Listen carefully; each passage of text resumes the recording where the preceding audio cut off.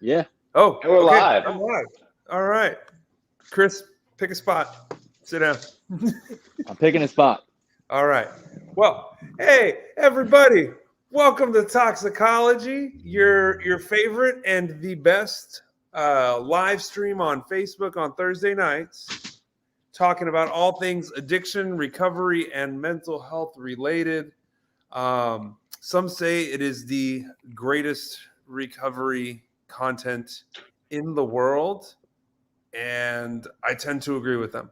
So, but in all seriousness, welcome to tonight's show. Welcome back if you've been here before. Welcome for the first time if this is your first time joining us. I am your host, Joseph Gordo. I'm an LCDC and the Vice President of Outreach at Recovery Unplugged, who are our sponsors and help us put this whole thing on. Right over here, Recovery There you go. Unplugged. Thank you for letting us do this. I should mention, though, that even though this podcast is sponsored by Recovery Unplugged, not all the views and language and opinions that will be expressed during this show are not necessarily those of Recovery Unplugged. We're just some guys they let talk on the internet. We're here to ruffle some feathers. Yep. Ruffle. What does that mean? Like, where does Shake things up a little bit. You know, when a bird gets like upset, it's like, and it ruffles its feathers and they fall off.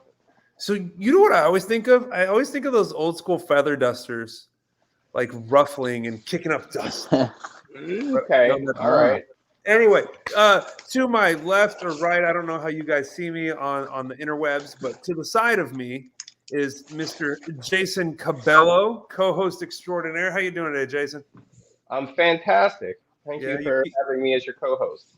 Yeah, it's a joy. It truly is. It's especially on such a cold day in Austin, Texas. Ooh. Oh boy, we're not used to this down here in Texas. No. I enjoy it, but you know, that's me. Yeah, you're one of one. Yeah. And this week we're going to be talking about the journey begins, asking for help and early sobriety. So basically, we're going to be talking about all things that happen in early sobriety and recovery, whatever that is to you. And our guest today is Chris Murphy. And Jason, you know Chris a lot better than I do, so I'm gonna throw it to you so you can tell all our viewers just why Chris is so awesome and how he got here. Yeah, so I mean, I'll let Chris get into his story a little bit more, but we met by one of those just complete flukes, or one of those things when people say, like, I never say it's a coincidence. It was one of those things. It was just like all the cogs were turning just right. The gears were going great, and Chris and I stumbled into each other's lives. And you know, in all honesty, we were kind of thrown in the mix of like this big project, and you know, I was able to help him out with an opportunity, and then in turn we became friends. And he's just one of those guys, man. It's like me and Chris, we haven't seen each other in quite a few months, but like we'll call each other out every now and then, and we'll just start with like real deal shit. You know what I mean? We'll talk about like, hey man, where are you at? I'll be like, I'm struggling with this, I'm struggling with that, and like somebody, like a true friend in recovery, you know. And it's awesome when you meet somebody like that. So Chris, I'd love to hear you talk about you know, your story a little bit, how we met, and what brought you from New York City to the seat you're in right now. All right. Well, thank you, Jason. My story thing is always difficult to know where that starts. But to go with the classic way, I was born in New York City. I was raised in New York, went to elementary school and high school in Long Island. What borough? I was born in Manhattan. When you say New York City, it's got to be Manhattan, or you were born in Brooklyn or Queens, or et cetera.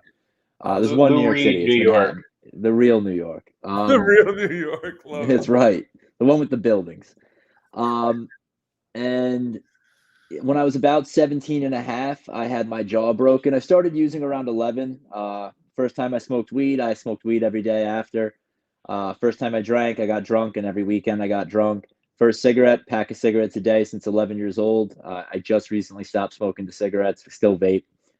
But when I was 17 and a half, I got my jaw broken, and this is a metal plate. I got cheap shotted from a kid who was 4 years older than me, with my head down and my jaw off its hinges, and I was prescribed Oxycontin 80s. And this is when they still said breakout pain, and I have pseudo addiction. No, I was really addicted. There's no such thing. And it just from there, it was a different person. And I just knew I had found my new best friend.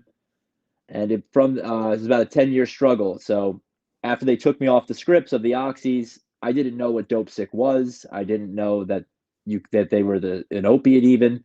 The doctor didn't give me a rundown about that. And I went to a friend's house who I knew did oxys, or so I thought, and he had heroin. He was an IV user. And I'll never forget, he said, close your eyes and stick your arm out. And I did it because I just felt so sick, and I didn't know what to do. And from there, it was a 10-year struggle with heroin addiction. I've been to over 10 rehabs. I've lived in only 2 sober houses, but they were both, I did it long term. I had been arrested. Thank God I was able to figure some things out there, but it was, a lot of fear there. Anyway, about 3 years ago, I had a massive overdose. I rode the flat line. I got compartment syndrome. I was a few minutes away from losing my right leg. What is compartment syndrome? When you overdose, if you fall asleep on a limb of your body, whether it be your leg or your arm, you crush the muscle because you don't move because you're overdosed. Yeah. So I fell asleep on my right leg in a slumped over position, and I crushed the muscle. So what it does is when you crush a muscle in your body, it sends deadly toxins throughout your body. And my thigh was the size of a watermelon, they said. It was like 2 watermelons were inside my leg. And they have to remove that muscle. They had a gluteal fasciotomy. They cut my leg open. They removed my right thigh and the top of my right butt cheek. And I was in the ICU for ICU for 7 days, hospital for 24. I got cellulitis where the incision was made. They said I was probably not going to ever walk the same again. I still have drop foot. But at that moment was the first time, whenever I would overdose or something like that would happen, I would usually get this huge fight to get my life back together. And I had lost a woman I thought I was going to marry, a job that I was very proud of, a new apartment, and almost my right leg overnight. So it was the first time the doctor walked in and said, people like you don't get better. You have to get on methadone. And I had no will to go to rehab, anything. And I started going to a clinic, and they had me at a standing dose of 180 milligrams. And for those that it works for, I don't know who's going to work with what. But for me, I slept 18 hours a day on a couch. I had 1 Dunkin' Donuts donut and a coffee every morning. And then I would go to the clinic, go home, and go to sleep. And I had never lived like that before, where I just so much so didn't care. Within a month of being at the clinic, I found my Xanax dealer, my meth dealer, my everything dealer, smoking crack outside the clinic, just a way of living I never thought I would do. Real quick, let me just interrupt you. So losing people to alcohol and drugs, overdosing and almost dying a bunch of times, losing a big chunk of muscle, possibly losing your mobility, possibly losing your leg. You never just woke up and said, I'm not going to do drugs anymore? Nope. Never once. I've overdosed 37 times. And 36 of those 37 times I've been to the hospital, either coding or hit with Narcan. And every single one of those times I AMA'd to go cop. Every single one. There wasn't once where it shook me up. And I would always just go back to work in the gym, and I would dry out for a couple of months. Real quick, since, because a lot of, we get a lot of people in recovery who watch the show, but we also get a lot of, family members, loved ones who are trying to understand. So like, you seem like a rational dude. You seem like a healthy, upstanding young man, right? Like so could you try to kind of unpack that a little bit? Like that, how do you overdose and almost die and then leave the hospital and go get more drugs? Like, what's going on when that happens? So I always explained it as if, so when I had the compartment syndrome, by the way, I was working in international finance. I was working in banking between the United States and London. You know, I had the job in Midtown. I wore the suit. Everything on the outside, I had the Equinox membership. Everything on the outside looked good. Did you walk by I was that bull every day? The bull statue? that was down on Wall Street. That was my first job on Wall Street. Okay. This office was in Midtown. Okay. But when it came to paying rent, I was every responsibility. I was the guy you wanted dating your daughter. What no one knew, what I kept a secret from everyone, and including myself, was that I had this massive addiction that I couldn't fight on my own. And the only way that I can describe how someone would AMA from a hospital when they overdose is it was like my head was being pulled backwards, but my feet were going the opposite direction. I knew I didn't want to do it. I would be terrified. I would hear in my head, no, no, no, just turn around the whole way there. And somehow I would just keep going the wrong direction. I had lost the power of choice. And until I was stopped, and an hour inside of a hospital with a doctor saying you almost just died, it was almost too traumatic for me to hear. So it was like I had no choice. And that's honestly how it felt. I did not have the power of choice anymore. Yeah. So Jennifer, just to be clear, she asked how you got your hands on Oxy. That was all from a doctor's doctor. prescription, correct? Correct. Yes. My first time using a drug above marijuana was from a doctor's prescription. Same. Yep. Same. So that's how I got. That's how I tried my first opiate. Yeah. Yeah. So yeah, that's yeah. And it's always funny. I'm sure all of us have heard it in the rooms. It's like when somebody asks, like, what was your drug of choice? And then, the seasoned addict will be like, I didn't have a choice. And, but that's some real shit. You know what I mean? Because I remember times where it was just like, I have no choice. I'm going to get high today. Like, I don't have $1. I don't have, you know what I mean? I have people that are looking to kill me because I owe them money, but I got to get out there and get something, Yeah. 100%. And there were times when I would want to get sober, and I would genuinely mean when I would say to everyone, I'm sorry, I will do anything. But the problem was I would get all the things back, and I would get them back quick, and I would no longer have that desire to stop because there was pain that I wasn't dealing with. Now, there's different ways to deal with that pain, whether it's working with a counselor, going to a 12-step group, all of the above. It doesn't matter. There are things you have to do that are kind of the reason why you want to get out of your own skin so much. And when I would get all those things back on the outside, which I was so focused on, because I would get all the attaboys and the family would invite me back over for Christmas because everyone was proud of me again, it would come back and I wouldn't see it coming. And the biggest thing is people would always say to me, why? Whether it was an ex-girlfriend or family members, why did you do this again? And they wouldn't believe me, but I still, to this day, I have no answer. I couldn't tell them why. I didn't know why I would do this especially like you said, coming out of a hospital from an overdose, being told you're going to die if you keep using and doing it again is the clinical definition of insanity. Yeah. And to me, it was the only rational choice. It wasn't two options. There was just one. This is one of the things that I love about, being in recovery and knowing so many people in recovery is that, like, just hearing you talk, right? Like, how long have you been sober at this point, Chris? 7 months, just under 7 months. So with 7 months of recovery under your belt, like, I hear wisdom and I hear insight into your addiction, right? And this is one thing that, like, sometimes I see stuff on Facebook where people are saying, like, well, what qualifies you to have this opinion about addiction and recovery? And it's like, well, we're all experts on our addiction and recovery, right? Like, people who are in recovery have done work and self-analysis and really looked at, like, my patterns and my defects and my flaws and all that stuff that I think the average everyday person never does. Nope. Right. Yeah.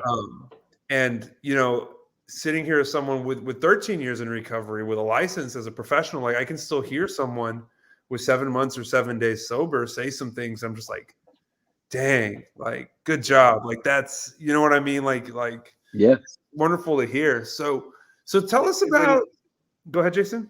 I was going to say, and when you get the things back sort of easily, especially if people in early recovery who have a job where they can go back to making decent money or hustling or whatever it is, um, it's difficult, because I know when I was first coming into the rooms and somebody said like, I wish you a slow recovery. I was like, what the Hmm. fuck does that mean? You know what I mean? Like, why would you wish me a slow recovery? I want my fucking life back. But it's like, would keep coming back and you'll understand. You do, because it's like Joseph always says, a thousand ways in, a thousand ways out. And one of our esteemed guest, Carl Brenner, would say like, you don't walk into the forest for 10 years and expect, to come out immediately. It takes some work. And You know, I think that's where a good start to long-term recovery is to know like I got to take this easy. These things, if you're working a 12-step program, it's not for everyone, but the steps are in order for a reason. So many times you would see somebody go into treatment, do great, they start to feel better, and then they want to come out and start making their amends all of a sudden, and then rush into doing things. And it's like, Oh that's when yeah. you see like the people who've been around for a while say like, "Ugh." But to everybody else, to their family and everything, like, why is this a bad thing? They're getting their life together, they're doing great, they're saying they're sorry, they're doing that. And then it's just like, well, it's just because I've seen it not work so many times.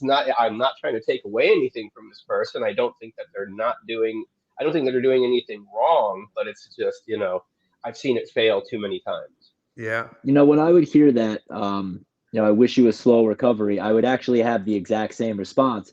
I want my life back. And someone broke it down to me really good. He looked me dead in the eyes. He said, "What life? Yeah. What life back?" And I Yeah. was like, "Oh, dude!" Like he's like that anxiety, the fear of impending doom when you woke up in the morning. Like, what is it exactly you want back so bad? Because like you probably already have it right now. Well, it's like if you truly wanted that life, you wouldn't have thrown it away multiple times, Yep. right? Like, On repeat. and I think that that's a challenge, right? Is that like we live in a society where, like you said, like, oh, I got the suit and the car and the job, and my family was proud of me again, Mm-hmm. And it's like you were probably still a pretty shit person, right? Mm-hmm. Like with all Yeah. that stuff, right? And I know, like me and Jason, share this, and it sounds like you, like in my early recovery, like I walked to my job at Denny's for 6 months, to Yep. work the graveyard shift, and was happy, Yeah. and then Starbucks. I bought a $500 car and was proud of it, Yeah.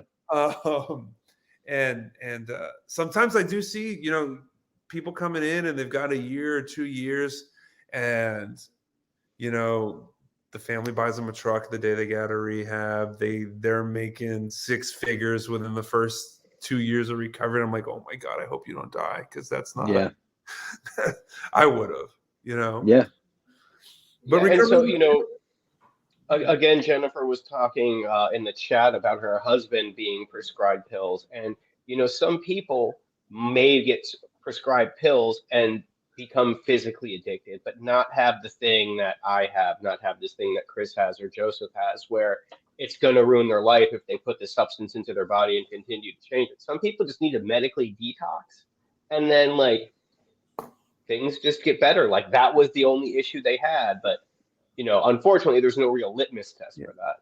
Yeah. Well, that's we it's a talked risk. about it a couple of weeks back, right? Like you give opiates to anybody long enough and they'll become physically dependent eventually, right? But there's a distinction between dependence and addiction. And, professionally, clinically, substance use disorders are on a spectrum to where, some people totally seem like full-blown alcoholics and they get one DUI and they cut it, Mm-hmm. Some people put it down and they can still be happy, joyous, and free. And some people, myself included, right, need to learn a new way to find peace, because without the alcohol and the drugs, there's just nothing but, I don't know, I imagine like black fuzzy lines just, you know what I mean? Yeah. So let's get into some positive stuff. Yeah. So, Chris, well, let's start off with, early recovery. What I think you talk to 10 different people, you probably get 10 different answers, right? Like, what is early recovery? Is it the first 30 days, 90, 6 months, a year? Like, what do you guys think? What do you all consider early recovery to be? That answer changes and where I was in my recovery, because when I had a year clean, I had it made and I knew everything.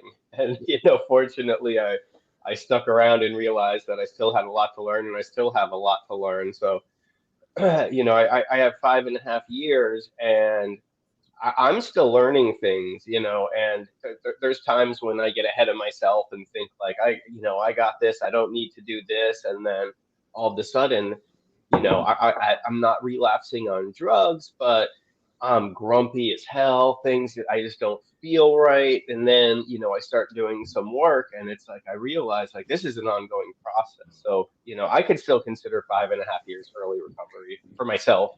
Yeah. Chris, what about you? What do you think? I don't even, to be honest with you, I don't know. I've met people that have 20 years, and I'm like, you're still in early recovery because you've done none of the work. I know myself, when I had a year, that whole year, I was pretty much just on a consistent early recovery route, like a lot of relationships, a lot of talking to the girls when I wasn't supposed to, a lot of doing everything but focusing on actually changing. And I did that more than once. I had a few times, more than once, where I've showed up to AA, begged for help, got the things, and looked better. And I was like, thanks for the help. I'll catch you later. Yeah. And that was just a long early recovery. And then this time, although I do, like I've been told many times, 5 years, and I still believe that everyone is absolutely different. But for me, I don't feel as an early recovery, because when I'm given a suggestion, I don't even consider it a subtle. I just consider it a straight command. Hey, Yeah. like, this is the way to do that. And I listen now, though. Like, Yeah. I don't just like, thank you for, I know I called you, begged you for advice, and you gave it to me, but that's not what I was looking to hear. Yeah. I just stay out of my own way, and I don't feel like I'm in early recovery anymore. I'm not terrified of life. I don't fear the advice I'm being given. I don't think that someone in the rooms is trying to keep me down and destroy me because they're miserable too. Like my other insane thoughts. My biggest thing is I try to help. If someone has a day less than me or even more time than me, I make sure that they are the number one priority before the job, before the girlfriend, before the Yes. gym and my stuff. Helping someone else who's sick and suffering has been life-changing for me in every way. So Leslie in the chat just said, she said, any amount of time could be early recovery. It all shows if we are able to see our defects, check ourselves, knowing our triggers, making amends. So it's almost like, it sounds like we're all kind of in agreement, right? That like early recovery is really more about like a mindset and an attitude. Yes. Right. And because you hit the nail on the head, right? Like I've met guys with 20 years sober that like cheat on their wives. Yep. Tell raunchy jokes at meetings to newcomers, like, and I'm like, chain smoke a pack a day, 2 packs a day, and it's like, bro, like, I don't want what you have. Yeah. But I've met people with 2 weeks that are just like shining light and willing, and but for the sake of practicality, let's have a discussion about some of those milestones in like the first 6 months to a year of recovery that we tend to see, and Jason said a second ago, right? It looks different for everybody, right? So if your recovery doesn't look exactly like any of these things, or if it looks exactly like it, it's okay. It's your recovery, right? Mm-hmm.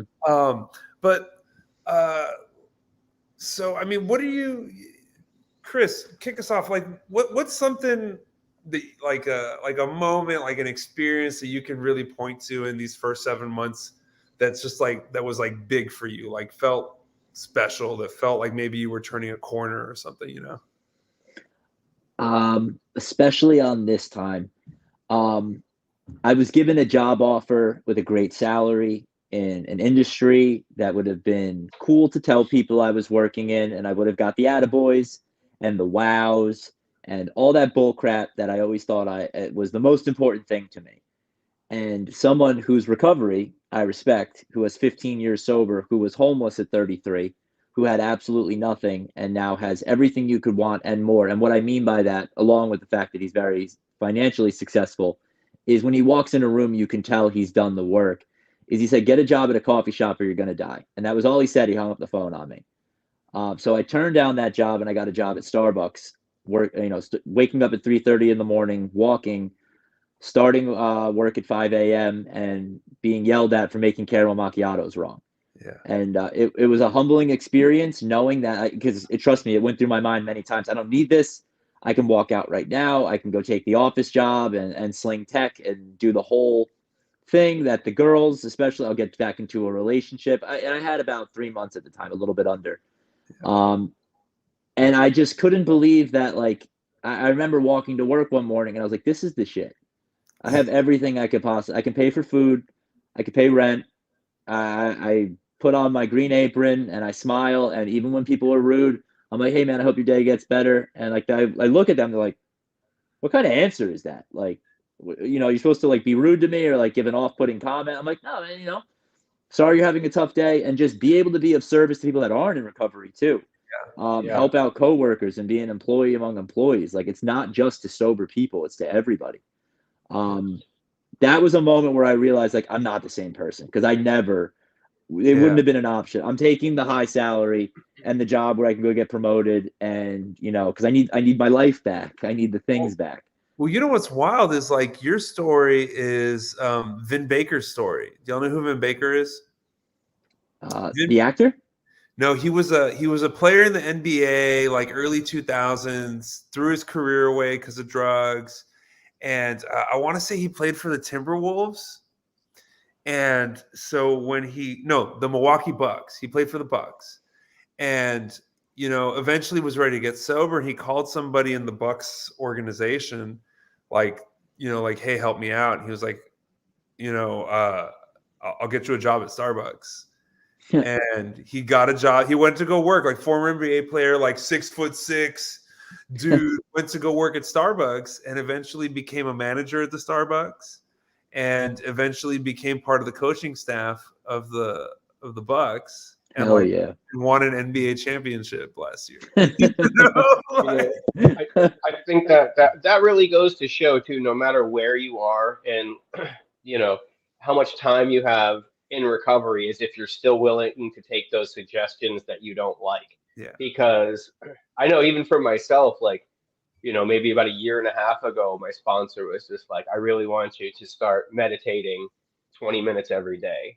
And I was just like, like, how busy I am. Like, I'm going to take 20 minutes out of my day to every day and then I started like, listen, like, you wouldn't be where you are today if you weren't taking this man's suggestions, because I'll tell you what, like, and I've heard other people say this too. It's not an original thought. Is like, you never hear a suggestion that's going to change your life and be like, that sounds great. When I was 42 and living in Halfway and taking the bus every day, a couple hours from Halfway to meetings and work, and then my sponsor was like, you really should go back to school. I was just like, when? It was just like, you can find, if you start putting if you start putting one foot in front of the other, it's going to happen. And it did. And it's one of the best things that ever happened to me. And it's like, when I first heard it, I was just like, do you know who you're talking to? Like, you want me to go back to school? And it's just like, yeah, okay. So, taking those suggestions, man. Sponsors got stuff, like, they got those little nuggets. My sponsor, he said something to me probably about 5 years ago. I was like, I wasn't praying and meditating. I wasn't doing inventory. I wasn't doing none of the stuff, right?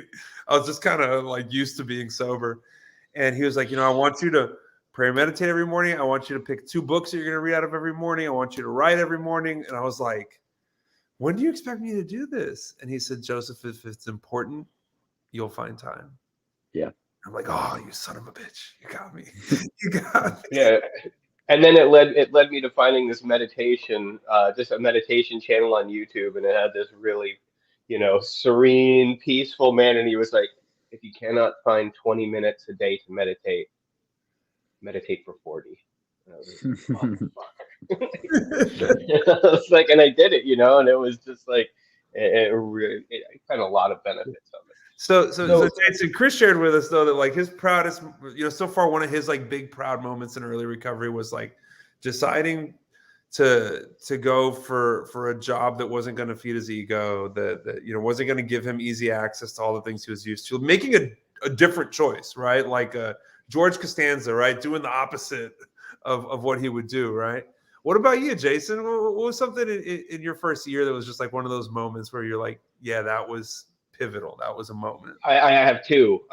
So, I went to work. I went to Recovery Unplugged in Fort Lauderdale, and like I said, I would. So I know I've told this before, but when I got out of treatment, I had under $10 to my name. I was lucky enough that the person who moved out before I moved in left some like pasta and some other things. It's amazing how many times you hear that from people too. It's just like what the last guy left over is what you have to eat in your sober living home. But anyway, so I found a job nearby. I was lucky enough to find a job at a restaurant that would feed me. I was making veggie burgers, and it was pretty cool because it was right next to Recovery Unplugged, so I could go to my IOP and everything. I get my first paycheck from there, and I don't have a bank account, so I go to Publix, the grocery store, because they cash checks.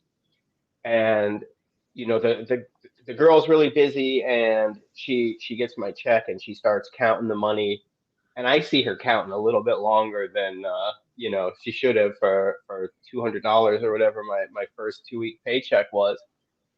And so the addict in me starts trying to distract her a little bit. I'm just like, oh yeah, I like your hair. It's like, oh thank you, and like hands me the money. And then there was a tech driving me too. A tech picked me up from work and took me to get my paycheck because I told him he probably should, so he did.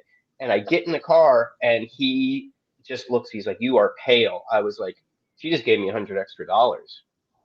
And he just looked at me and he's just like, "What are you gonna do?" And I was like, "I'm gonna go back." So I go back and I stand in line and I go back to the girl and I'm just like, there was a mistake with the money. And she looks at me like, yeah, okay, sure. I was like, no, you gave me too much money. I hand back a little slip and I give it to her. And she just looked at me and was like, I don't even know what to say. Because like, she might have gotten fired or had to pay it back. And, I just knew that that $100, I probably wouldn't be clean today if I would have kept that $100.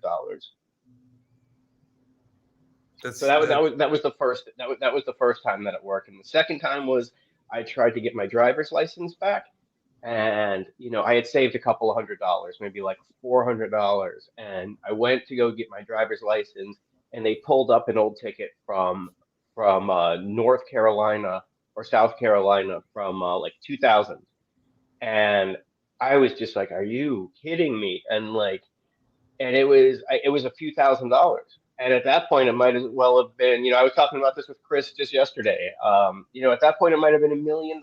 And at that point, I could have been like, okay, this didn't work out. I could go buy a new skateboard or get a tattoo or something with this extra money. But then I'm just like, no, I'm never going to get ahead if I don't start doing this now. So I put the money aside and eventually got all that stuff back. So those are my two big ones. Oh man. That just reminded me of so when I had a little over a year sober, maybe like 13 months or 14 months. And I was working a job where we would work 3 16-hour shifts in a row. That was the schedule. Everybody worked 48 hours a week. And I was driving home after my third 16-hour shift, right? It's like 10 o'clock at night. I'm driving down I-10 going 80. And I see some flashing lights, right, in my little $500 car. And I pull over, and the guy starts talking to me, and he's like, I had a sticker on the back of my car that said Smith and Wilson University, right? Dr. Bob and Bob Smith and Bill Wilson. And so the guy's like, "Oh, what university is that? I've never heard of it." I'm like, "Oh, it's an AA thing." And he's like, "Oh, okay, right on." He's like, "Yeah, my ex-wife works at this treatment center over here." I'm like, "That's where I went to treatment. Like, I know her." And he's like, "Okay, cool, man. Well, I'm gonna give you a warning." He's like, "Let me just run your license and we're good." So he runs my license and he comes back and he's got this on his face. And he's like, "Did you know that you have a theft warrant out of Bexar County, Texas?" And I was like, Yeah, and you had. He's like, I got it, man. So he handcuffs me and he puts me in the back of his car. And I'm like, what is happening? Like, I'm sober. I run a sober house. Like, I just want to go home to my girlfriend and see the guys and go to bed.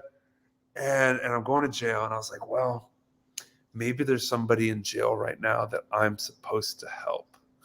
Whoa. And right? So I get to the jail and they throw me in the tank, like the little drunk tank overnight holding cell thing. And there's one dude in there and he's just passed out already. And I'm like, okay, well, and then I went to bed and I woke up the next morning and he was gone. So, but never before, that was not my attitude of like, okay, like what is the reason for this happening? Right. My attitude was always like, poor me, victim. Like, why am I going to jail? It's like, it's going to jail because I stole money from people. But I asked the chat, I asked them to share some of their biggest challenges in early recovery, and our production team's been doing a great job kind of highlighting them down here on the screen. But I want to share some of these out with you guys and see if y'all relate or have shared, had a similar experience. Julie McDonald said sleeping, sitting still, and panic attacks. Anybody? Yeah. Oh yeah, I had a rough detox. I didn't sleep for I would say a good 3 weeks maybe. And when I was at treatment, the night tech there like really saved my life because he was, I was, like I said, I went to Recovery Unplugged in Fort Lauderdale, so we were, there was a pool outside and we have a little like closed in patio, and he would just let me sit out there and like kind of walk around, and he would like talk to me and one of the most important things that he told me, and I know I've gone over this with you before, Joseph, is like one day he's just like, one day you're gonna wake up and something's gonna be a little bit different, and you're gonna just notice things are better. Like you're sleeping, you're going to the bathroom normally, you got some peace in you, and it's not gonna hit you all at once. And it was just like that was one of those moments where I really put faith in somebody else's in somebody else's word, man, because I think he had like 20 years clean at the time or something, and had the same drug of choices that I did. So when he told me like, look, man, I've been there, like I believed him and just was like, all right. Chris, what about you, man? 100%.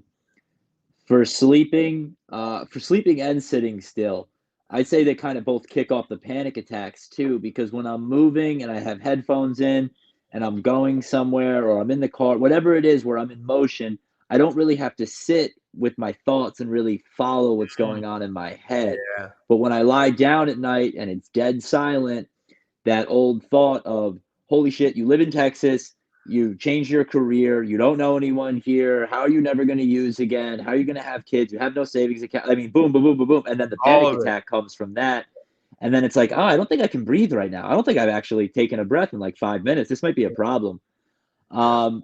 Like I definitely had that going on, especially my first month, because I came to a sober house with 24 hours sober. So Yeah. I 100% had the ability to walk out of the door and go use. This was the only time I didn't go to treatment or detox first. I was like, you know what? Like if I don't do it now and get out, I knew I needed to get out of where I was. The geographic, I don't believe in, but I just knew that if I stayed where I was never going to leave. And something was telling me to just go somewhere else. And, a lot of good things are going to happen. I'm really happy I got on the plane, but sleeping has still been difficult for me, especially because now I manage a sober house at night. I manage the dental office that fixed my teeth during the day. I work on a podcast, which is not exactly recovery based, but it's called Overcome. It's about changing your life and people overcoming whether it's disabilities or addiction or any of those things. The host of it is in recovery as well. And I'm also I just took the recovery coach class, and I go to meetings every day, and like that's my number one thing. Everything else revolves around that. So finding time to actually get some healthy sleep has been difficult, and that's when all of those voices, and not voices but like thoughts, chirp back in. Let me ask you, does any of that staying super busy? Because like, I know it's good for me to stay busy and be productive, and I feel good being productive, right? But I do think that sometimes we can creep into like this, like if I'm not grinding, I'm failing, and it can be unhealthy. Is any of 100%. it that? Am I hearing any of that, Chris? Absolutely. And that's initially what I was going with. And I didn't know what the word no was Yeah. because I needed you to like me and I needed validation. And if I said no, you wouldn't like me anymore. So I just said yes to all of these things, which I've now learned to balance. Like I've learned to condense them, do two things at once, manage the house while cutting podcast clips, things like that. So I do take time for myself. And and it wasn't actually given to me as a suggestion, but the only thing that I didn't do was I got into a relationship as well, and it wasn't on accident. I knew what the hell I was doing. But I've I never do have a girlfriend accidentally now. been in a relationship. I don't know. No, Whoops. no, but I wasn't looking for one.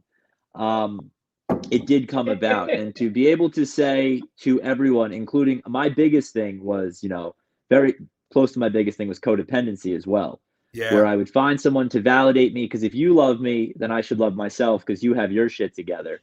And being able to say, hey, I And it can't see doesn't you. matter if I like you either, right? I need I you to might like hate your me. guts. I could hate Yeah. your guts, but you gotta like me, man. But I like your Mercedes. So if you like me, that means that I'm on my way to a Mercedes, which is, of course, the most necessary thing in life. Ugh. Um, Jason, and Jason keeps on yeah, waving his pen in the air. I feel like he's just chomping at the bit. Well, no, just because hit me with it. we no, just because we touched on it a little bit before, I don't want to rob our audience of Chris's amazing story from how Let's he see him. came to New York to here, because a lot of the things that we're going to talk about are, when you're ready to ask for help and then accept that help. So, Chris, if you wouldn't mind just going over what brought you from New York to here, how we met, and you know. And I don't want to give. I'm going to start from the very beginning. I don't want to give the wrong idea. My teeth, from being a drug addict and everything else, they weren't beautiful, but I could smile. I did have some dental problems. It wasn't a catastrophe, and I was assaulted and jumped by 7 people, and I lost most of my teeth. I lost my ability to smile. This was in 2020. Overnight, I went from being able to walk around and you wouldn't know to looking like, I don't know if you know Sean McGowan, but it was evident that I had a drug and drinking problem. And I looked, the only way I can describe it is I looked homeless. And I was homeless, so it fit the part. But when that happened, that kind of really kicked off my last straw of I'm never going to be able to get a life back. So might as well just literally drive myself into the grave. And in the beginning of, I guess it was 2021. Yeah. Oh my God. I can't believe it was not even that long ago. I was walking to the Brooklyn Bridge to kill myself with 10 months sober. I couldn't get happy. It was COVID. There were no meetings. There was no community. There was no work being done. I sat in an apartment. I did some Zoom meetings. It didn't really work for me. I didn't get to help a newcomer or anything like that. So I said goodbye to my mom and my brother. They had no idea what I was saying goodbye for. They're like, just go out, dude. And I walked to the Brooklyn Bridge and I listened to Joe Rogan's podcast religiously. And on there was Justin Wren that day. And it just so happens, and that podcast, they talk about everything under the sun. That day, it just so happened to be a guy who attempted to kill himself in Mexico because he couldn't stop using. And he did overdose, and he woke up the next morning. And as I'm standing on the planks of the Brooklyn Bridge, he's saying, I'm just so grateful for the sun that's shining, the air in my lungs, the water on my body. And I remember I just like burst out crying. I'm going to start crying now. And I was just like, fuck it. Like, I know I can have that. I know I can be grateful for just the small things in front of me. And I decided not to jump. Still no plans to move to Texas, by the way.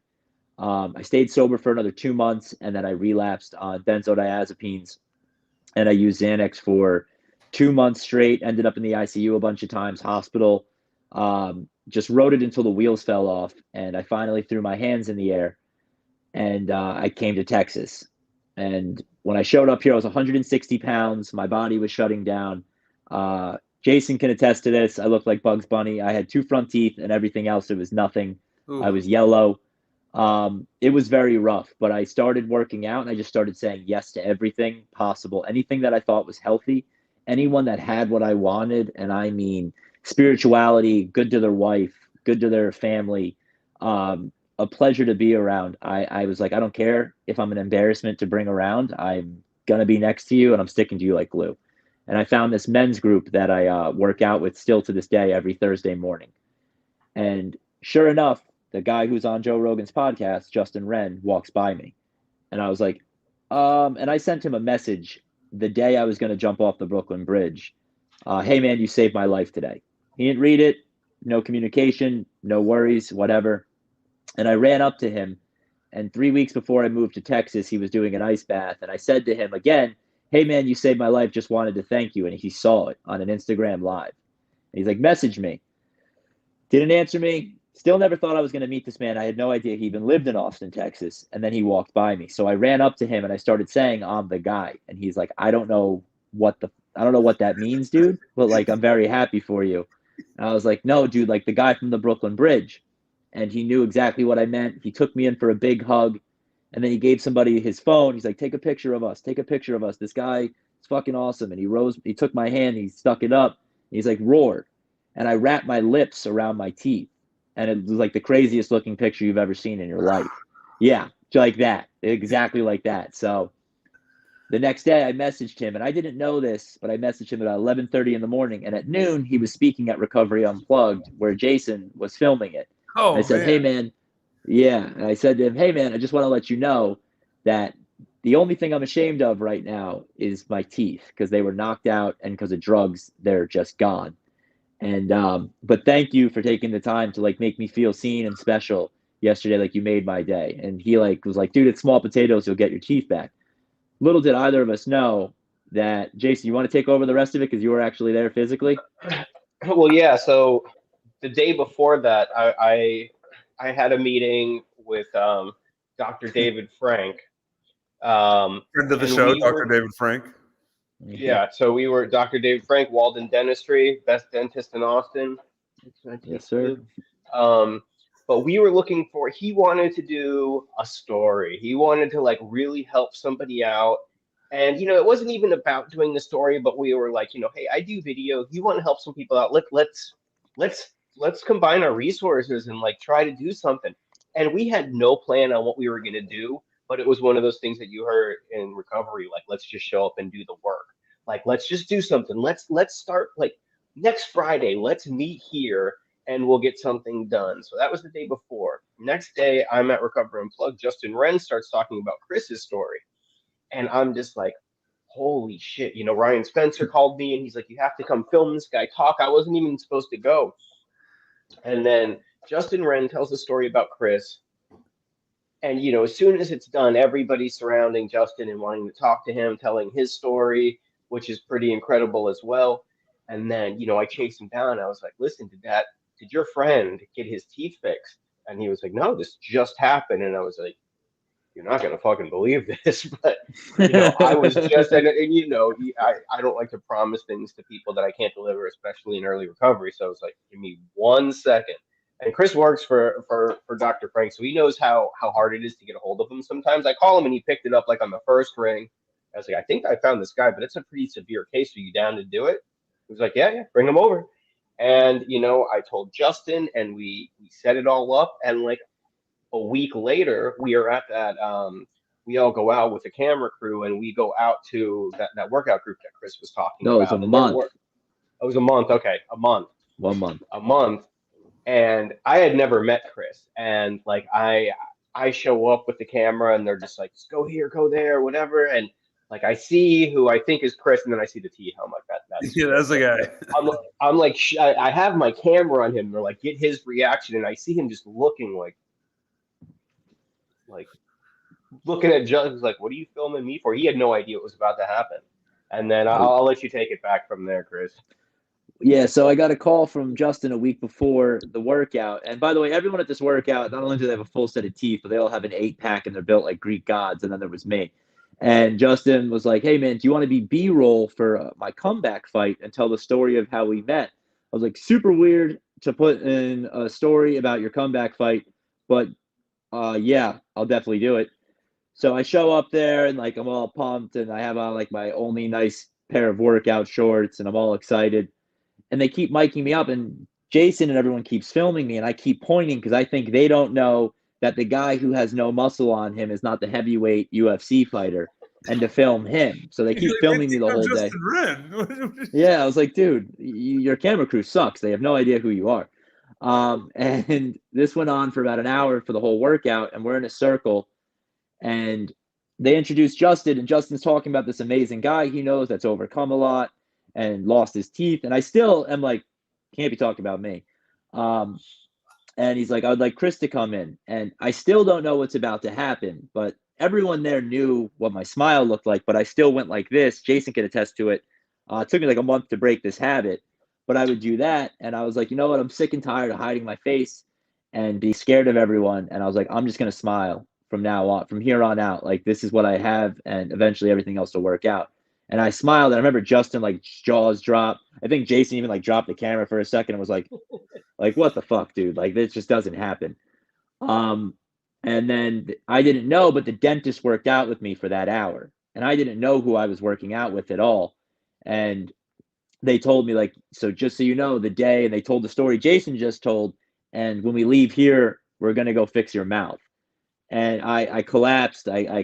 Justin was holding me up, and it was a pretty unreal experience. But everything that came after that, I was always someone who I couldn't even ask for help. I couldn't ask for, water if I was dehydrated and you had 10 gallons on you. It was just I had to do it on my own and by myself. And it was just, Tough guy, whether it was pride, bootstraps, all that. ego. Yeah, but it wasn't like I didn't think that about myself. I just had such a hard time like humbling myself and being okay with it because then it wasn't mine or I owe you, or especially the street mentality of being in the drug world is I'm going to owe this person I'm going to get screwed or they're going to know my weaknesses. That's So I weak. can't tell them because I'll get hurt. So I just wouldn't ask anyone for anything. So when they gave that to me, I remember telling Jason for about a month I couldn't sleep because I was like, they have to take them back. Like, I cannot have these teeth. I don't deserve this. I didn't earn them. They're not mine. Um, and now I work for that dentist. I work in the office. The Subaru I drive was his. He gave me his car so I can get to and from work. And because literally a fucking angel. But I mean, being able to say yes, like, yes, I'll take that vehicle because I'm going to use it. And I do. I drive guys from my house to meetings. I pick other people up from meetings and drive them home to where they need to go, especially the person in early recovery. Take guys out to coffee, show up to work 10 minutes early. Yeah, that's what I looked like before. Different guy. Yeah, yeah. Different guy. Yeah, and that's what I look like now. How do you feel seeing that Um, picture? How does that picture make you feel? I was telling someone about it in the house who just came in. I don't recognize it. I do not recognize it. It doesn't equate to me. It never did. I never like thought of it as a personality trait, but I didn't realize how much it had affected me. But not being able to smile at someone when you want to smile at them and say thank you, and having to go like this, and all those guys at that workout, they're like, dude, you grew like 4 inches. I was like, no, I hung my head. There's a difference. I didn't grow. I couldn't pick my head up and look at the world because I knew how I felt about me.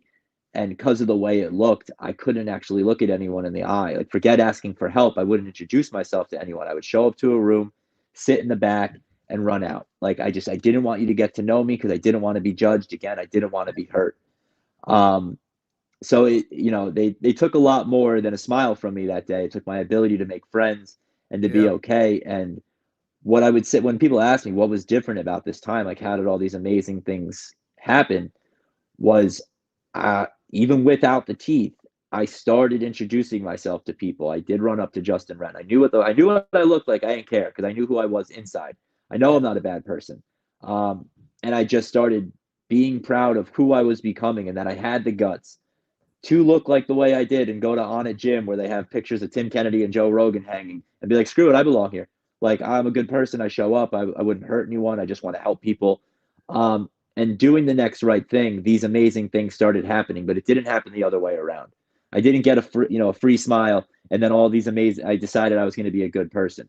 I decided to get the hell out of my own way, and amazing things, and to this day, every day, keep happening. And Yeah. that was the shit to me. You know what's wild though is like everybody that I know who is like on this journey, right, on this recovery path, or even just like a spiritual path, even if it's not alcohol and drugs, right, has stuff like that happens to them. You know, earlier I mentioned that car that I bought for $500 when I first got sober, right? What I didn't mention was that one time I was detoxing on my aunt's couch and I decided to steal her daughter's car, my cousin's car, to drive it to Laredo to a chop shop to get $500 for it. Because there was this chop shop, whatever car you took them, Benz, Beamer, Bentley, Volkswagen, $500, right? No questions asked. And I tried to steal his car and I got arrested and whatever, right?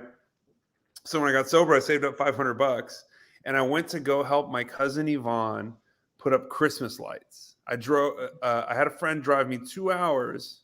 He came with me. We drove to Seguin to go help my cousin put up Christmas lights because her dad couldn't help her anymore. And I was like, yeah, so you have some money, I got this, I'm going to get a car soon. I'm super excited, whatever. And she's like, I know someone who has a car to sell. And it was my other cousin she still had that car that I had stolen. And I was like, how much do you want for it? She's like, $500. And that was my first car that I had in recovery. But like, I was willing to show up and be there for my cousin because I hadn't done that when I was using, right? I was willing to like humble myself and ask for help from my family, right? Like, hey, if you know anybody who's got a car, and I drove that car for a while. Anyway, your story is much better than the car story, though. Well, no, it's the same thing, though. One of the reasons that I'm really drawn to Chris and him and I, still talk all the time is, we met during this whole thing and it was like a week of production almost, off and on. And there was cameras around every day. We were going to shoot podcasts and there was always cameras and tons of people around. And it was like, you get a little high from that. And then me and him, during one of those, we stepped away and just had like a real conversation about like what life's going to be like when all this stuff goes away and you're working at a coffee shop and when you're working, when you're living in sober living and this whole thing kind of dies down a little. And he was just like, yeah, I'm ready for that. And he just like, with all the humility in the world, like I saw it in his eyes, like he wasn't letting this stuff go to his head, which I know for me personally, I don't think I would have handled it very well. I mean, like, especially I told Jason, someone had offered me, they were like, hey man, that story is rare, so we'll manage it, but we'll build a social media page around you and a following, and you'll be famous for that and you'll talk. And I was like, but I'd be selling bullshit. Like, I don't feel that way. I have 2 months sober. Like, I still wake up and have to fight demons 10 times a day to make sure I stay on the straight and narrow, and I have to do things that I'm not allowed to talk about on Instagram, press, radio, or film. And like, no, because I'm not going to look into a camera and be like, if you just believe in yourself, dentists will fucking fly out of the wall and fix your teeth. Like, it's not true. So I'm not doing it, but thank you. And they were like, do you know how lucrative this will be? And I was like, it'll come another way if it's supposed to. Yeah. Like, you need to get away from me. And like, that was another moment too, especially with 60 days sober. And I needed that money. Like, I really needed that money. And I would have liked the likes too. You don't want to be that guy. You don't want to be that guy giving food to a homeless person and like, shooting it yourself and like hashtag humility and hashtag my ass. So it was just it was a moment that was definitely a high, and it was like, this is very cool, but not for a moment. And several times, not a lot of people know this, but I would leave the dentist chair several times and I would just pray and just hit my knees. And I don't know what or who, I still don't know what or who I'm talking to, but just please keep me humble. Please remind me that like, this is going to be a slow process. My sponsor to this day calls me all the time and lets me know, you're of the educational variety.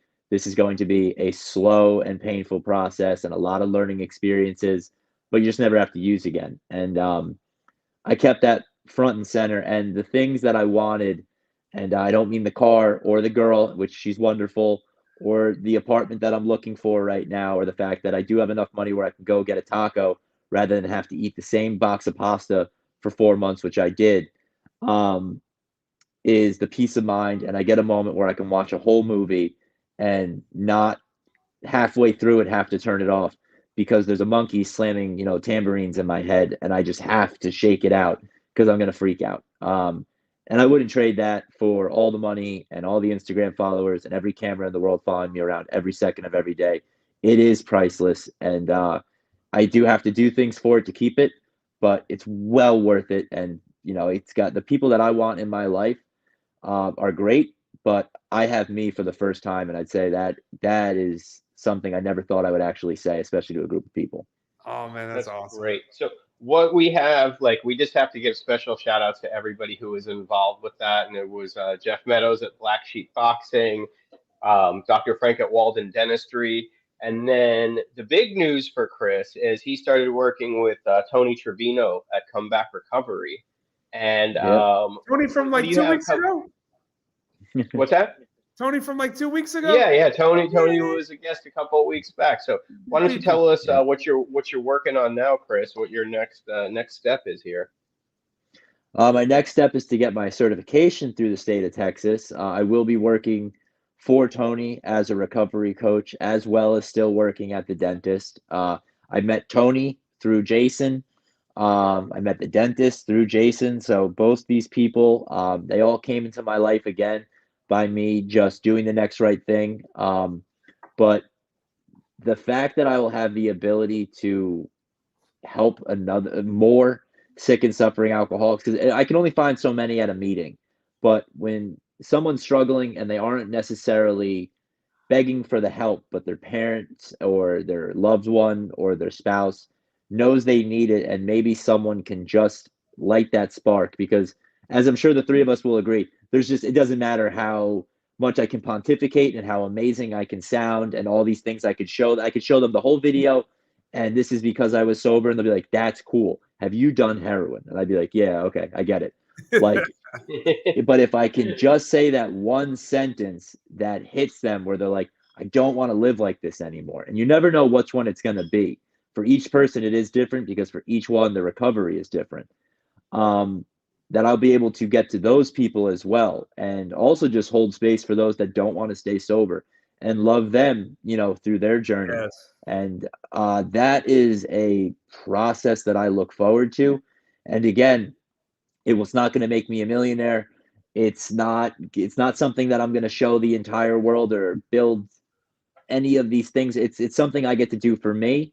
Working with Tony is something that has been an absolute godsend. The guy is just a spiritual powerhouse. He's someone that I look to all the time for advice, support. So the fact that a boss is going to be more of a friend and then a boss second, and someone whose recovery I respect, the way they conduct themselves, the life they live, along with the fact that the dentist, he's not in recovery, but he's someone who I respect, the life he lives, his work ethic. I have these people that I look towards where I get to ask myself, what would Tony do?